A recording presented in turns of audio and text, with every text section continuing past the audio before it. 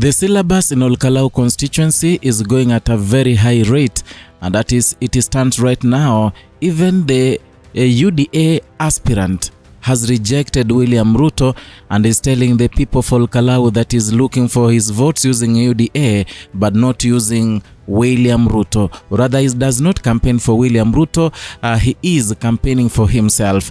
That one is an indication that William Ruto is now incorrigibly hated in Mount Kenya region, not only Mount Kenya but other regions. But now Olkalou has given us a clear indication and a clear picture on how President William Ruto is hated, and winning the coming election 2027, it will be a very difficult task for him, in as much as they believe they have a lot of money, in as much as they believe they have the system, and in as much as they believe they can also rig the election for him to defend his seat as the president.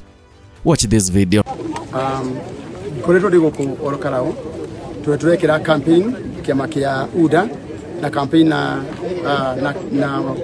mudura turugamitie kwitagwo Muchina wa Nyaga, Samuel Muchina Nyaga niwe turekera campaign na kira kinabata muno makiria ni kuririkania andu aitu atigithurano iki kirekwo tigithurano kia president. Now that is Muchina Nyaga speaking, and he's saying, though speaking in vernacular, he's saying that he is campaigning for UDA and not William Ruto. He's not looking for or there's not campaigning for President William Ruto, but campaigning for UDA. That alone is an indication that things in Olkalou constituency are not okay. And another thing that indicates that William Ruto is gonna see dust, it is because even the posters and the banners that they printed with the image of or the portrait of Muchina Nyaga, but they never included the portrait of President William Ruto like it usually is.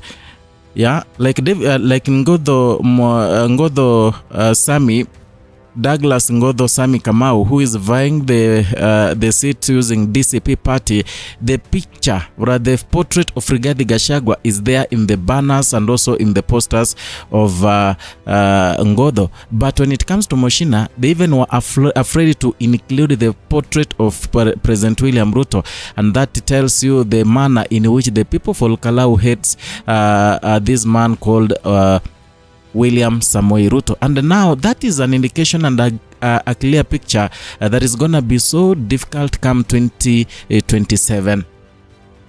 Now, the Olkalou constituency by-election is already decided. The people in Olkalou, they have decided that it will be Sami Ngodho and not the other Muchina Nyaga from UDA. They have already decided that they will stand with the DCP and not Rigathi Gachagua's UDA. And by the way, let's tell one another the truth, because in Mount Kenya, specifically Olkalou, that is in Nyandarua County, the contest is between DCP and UDA. And that in that relation, it is the contest between Rigathi Gachagua and William Samoei Ruto. So if any one of them wins that election, it will be branded as the king in that area. And that's why you see Rigathi Gachagua, they are trying so hard to campaign for DCP, and also William Ruto is trying so hard to campaign for UDA.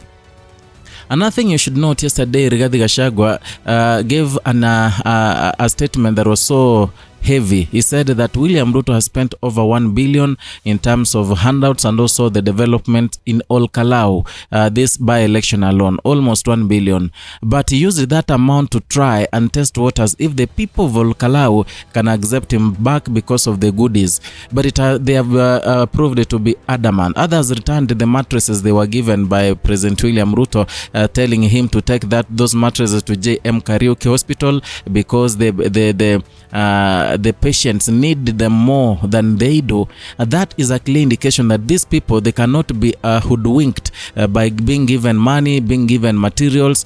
Because someone tell me how it happened in Olkalou that someone is being given shoes, someone is being given money, is being given beans and mchele, someone is being, even speedboats were brought there Maram roads were made, electricity was connected to those households that do not have the electricity. But in that all doing, the people for Olkalou have still insisted that they will remain with their man in DCP, Sami Kamau Ngodho.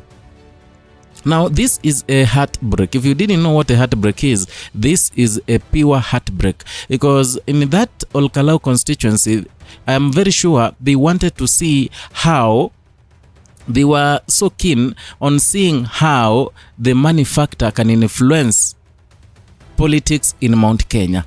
They already know, because they were giving out even mtungi ya gasi, the gas in the cylinders.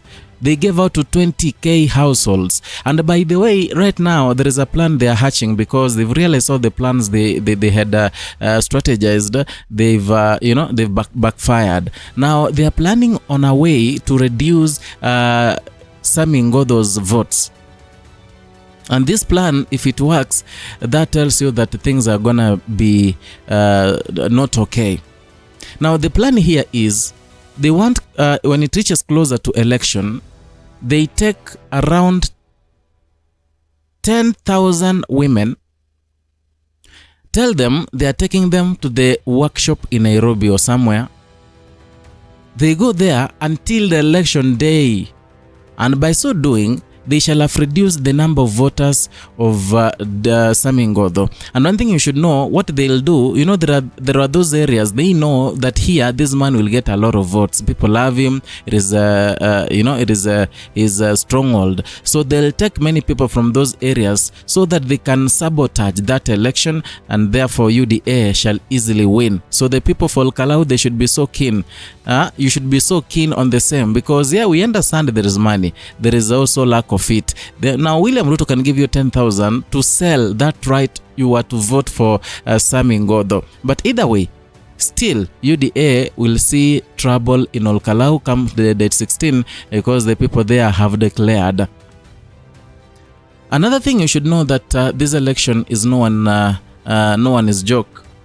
Yesterday, Erastus Ethekon, who is the chairperson of IEBC, said categorically that they are going to postpone that election, cancel the election, or disqualify some of the leaders. He gave 3 conditions, saying that in that parliament, in that constituency, there is a lot that is going on. There is a breach of election code of conduct, whereby people are campaigning at night. There is a voter, banditry. So many things he said. But what drew attention more when he said that they can postpone that election, and equally they can maybe, they can cancel the election altogether. You should understand that in Olkalou, people there, even when David Kiarao's funeral service happened, they indicated openly that they support their former Deputy President Rigathi Gachagua. Therefore, it's going to be so hard. And equally, it is going to be so hard for the Erastus Ethekon to cancel this election, because if it is about cancelling the election, even the UDA party, they have mistakes. They equally campaign at night, they give handouts, they have goons. I don't know what you think, but write a comment down there in the comment section. I shall go through all the comments, and maybe they can form a basis of whatever we're going to talk about in the next video. So if you are new here, consider subscribing, liking, and sharing our content.